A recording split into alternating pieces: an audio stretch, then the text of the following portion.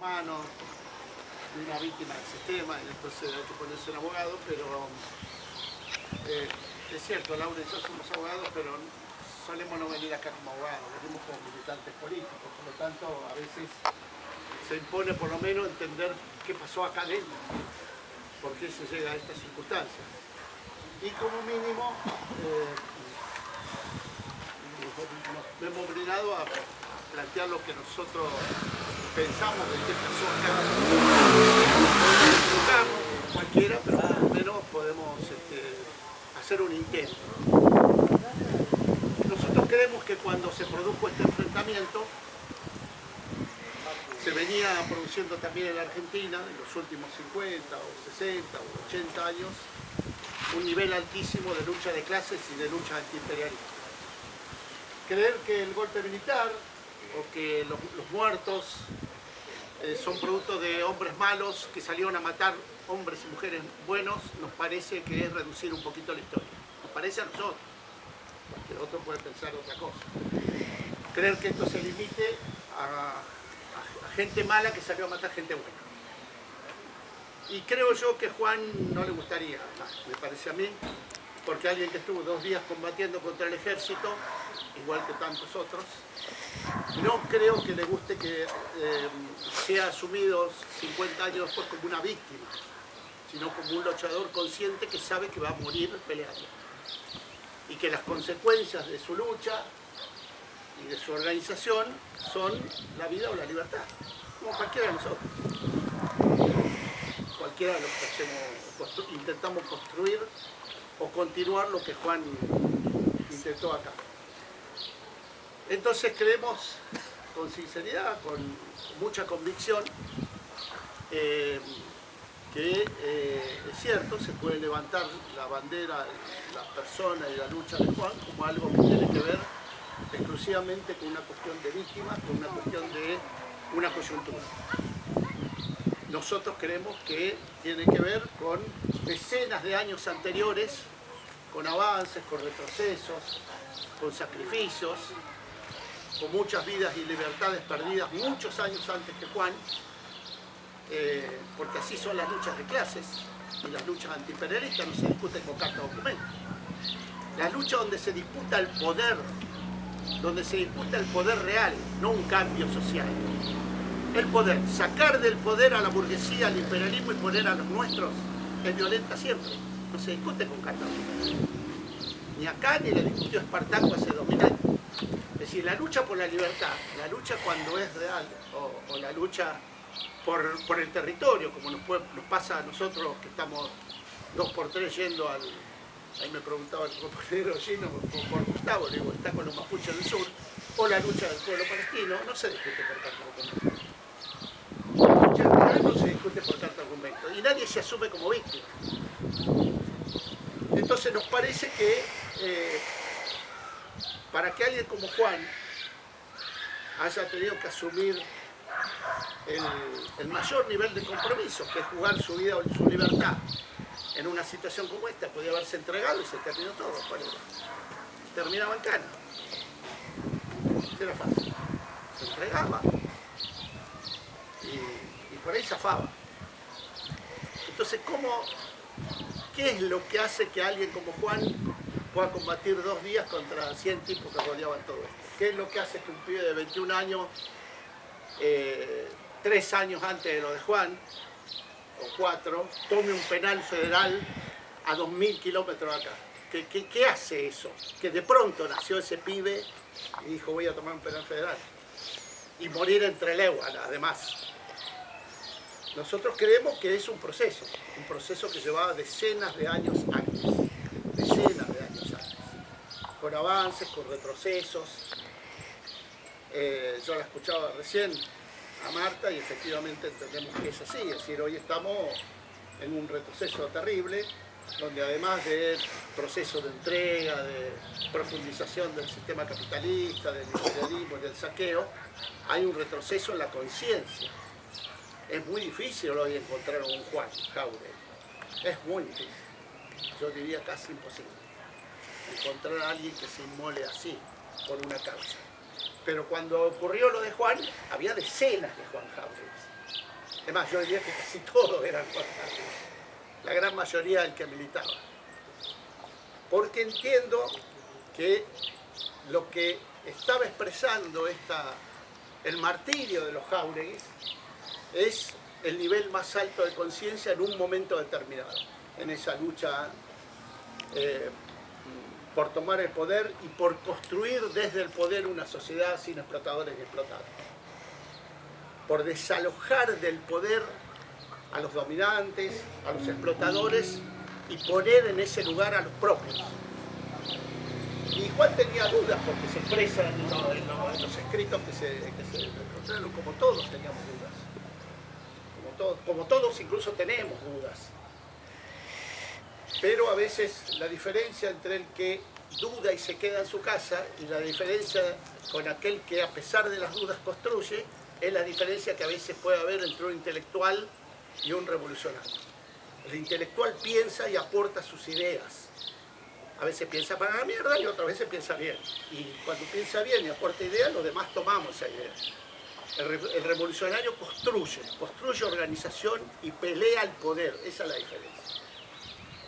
Pero en la época de Juan Jáuregui, la mayoría de los intelectuales eran los que llamábamos intelectuales orgánicos, como Bosch, como Paco Urondo, como muchos. No existían los intelectuales que conocemos hoy en día. Esa lumbrera que está allá arriba y aporta ideas. No, el intelectual moría y combatía, como tantos otros. Entonces Juan Jáuregui me parece que expresó todo eso. Y fue, para su momento, esto que estoy diciendo. Ese nivel de lucha de clases y de lucha antiimperialista se daba también dentro del peronismo. Se daba también dentro del peronismo porque depende lo que ocurriera en esa lucha de clases dentro del peronismo. El peronismo podía ser un vehículo para construir una sociedad sin clases, una sociedad sin explotadores y explotados, una patria socialista, o podría ser un vehículo para la consolidación del capitalismo y la profundización del saqueo imperialista. Y entonces cabía la posibilidad, y esa no es casual, porque del otro lado también había tipos que decían que eran peronistas. Estaba el CNU, estaba la derecha con el ejército. También del otro lado había tipos que decían que eran peronistas. Y cabía la posibilidad de que si los revolucionarios peronistas de distintas fuerzas y construcciones que en ese momento estábamos peleando en esa lucha de clases triunfáramos, el peronismo podía ser un vehículo de avance en esa lucha de clases. Y si triunfaban ellos, el peronismo iba a ser lo que son. Ni más ni menos.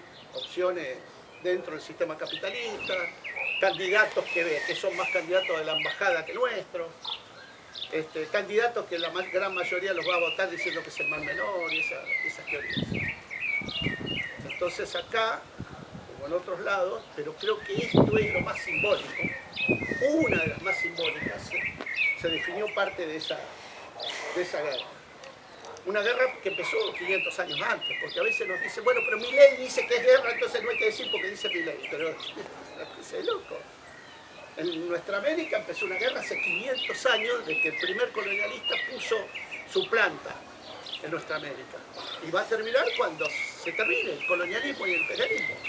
Y esas guerras a veces son muy violentas, una guerra de exterminio, de dominación, de saqueo por un lado y una guerra de resistencia y de liberación por otro. ¿Qué es lo malo de decir esto? Porque lo dice Milei. Y entonces esas guerras a veces son muy violentas y a veces son políticas y a veces no son violentas porque no hay condiciones objetivas o porque no hay más Juan Jáureguis. Si hubiera muchos Juan Jáuregui o si hubiera sobrevivido, pero bueno, si mi abuela tuviera ruedas sería bicicleta, de poder definir ahora qué ocurriría. Lo concreto es que no lo tenemos, Juan. Y como no lo tenemos, no tenemos todos esos Juanes que murieron en casas como esta, en lugares como este, ese es el atraso que tenemos. Recién ahora a veces nos estamos dando cuenta que el martirio de los Jáureguis acá tiene que ver con la derrota. Por esa derrota que digo, donde el golpe militar, donde los gringos del norte decidieron intervenir en esa lucha de clase, en esa lucha antiimperialista. Dijimos nosotros, a ver qué pasa en la Argentina. Y en la Argentina hay un quilombo, los revolucionarios avanzan. Sí, le matamos ya 1000 tipos, pero no podemos derrotar. Bueno, entonces intervengamos con todo. Eso es el golpe militar, es la intervención de las fuerzas del imperialismo, del capitalismo, de las burguesías, en una lucha de clases donde ellos la venían perdiendo. No la interpretación de que hay gente mala que vino a matar gente buena, menos la nuestra, como en realidad lo decimos, por ahí con énfasis y firmeza en la forma que tenemos, pero lo tenemos que decir. Y que esto que pasó acá es parte de eso, es parte de esa lucha de clases. Así lo entendemos nosotros. Porque además todo lo vemos con ese prisma. Es decir, nos es muy difícil leer la historia si no es a partir de la lucha de clase y de la lucha antiimperialista en un país como el nuestro. ¿No? ¿Cómo leería la historia hoy en este momento un palestino de Gaza? A ver, ¿qué diría? Que hay gente, qué malo los israelíes que nos bombardean, qué jodidos que son estos tipos. No hay una pelea de 200 años ahí. ¿No? Bueno, así lo leemos por lo menos nosotros. Entonces nuestro homenaje a estos compañeros, a Juan, a su papá, nuestro homenaje, y es lo que les podremos aportar también a los hijos, a los nietos y a los bisnietos, para que por lo menos tengan también esta visión, que no es solo limitado a que los que estaban del otro lado eran todos gente mala, y acá estábamos los buenos. Me parece que esa visión es medio acotada, o al menos no tiene que ver con la historia. Y eso creo que sí, probablemente lo reconozcamos todos. No es obligación tener una visión que tenga que ver con la historia, pero por lo menos la nuestra. Por lo menos nosotros eso creemos, que no se puede analizar una situación sin tener en cuenta la historia. La historia nos dice que hacía 50, 60 años antes de este combate que se produjo acá, donde las masas, el pueblo trabajador, las masas, el campo popular, nacional, las distintas clases sociales enfrentadas con la gran burguesía, con el imperialismo, venían en avance, retrocesos, golpes militares, más avances, aprendizaje. Y en ese marco llegamos a los años 70, donde ya la cosa era imparable. Para cuando se produce este combate, ya se había producido a su vez otras situaciones, rodillazos, es decir, había un alza de masas que tiene que ver, compañeras y compañeros, en nuestro humilde entendimiento, tiene que ver con la conciencia, porque la conciencia de los seres humanos es eso, avances, retrocesos, errores, aprendizajes, entender que uno pelea primero por el salario y después por el salario me organizo con el compañero y después peleo por un sistema injusto y después pues, avanzo un poquito más y digo, no, pero ese sistema tiene que ver con que los que están ahí no son de mi clase social. Y entonces creo organizaciones para avanzar con eso. Y después veo que los que están ahí además me cagan a tiro, así que yo también tengo que, yo no puedo defenderme. Ellos me cagan a tiro y yo no le hago nada. Porque a veces nos dicen eso, ¿no? Más de una vez dicen, bueno, pero ustedes mataron a no sé qué, el jefe de policía, no sé qué general, ustedes decían, ay, nosotros no teníamos que... O sea, ellos sí podían hacer lo que hacen acá y nosotros no tenemos que defendernos, no tenemos que resistir. ¿Qué le diríamos los palestinos? No resistamos porque si nos resistimos es peor, nos van a bombardear más. Eso le diríamos a un niñito de palestino. Entonces, no es muy distinto porque estamos hablando de pueblos que luchan por su liberación. Y entonces el mejor homenaje, Marta, compañeros, familiares, que nosotros podemos hacer, es explicarles cómo entendemos nosotros que se sacrificó Juan y qué es lo que pasó y qué es lo que ocurrió antes para llegar a una situación así, donde un compañero haya llegado a un nivel tan alto de conciencia de definir esto es patrimonio. Y acá no. Gracias.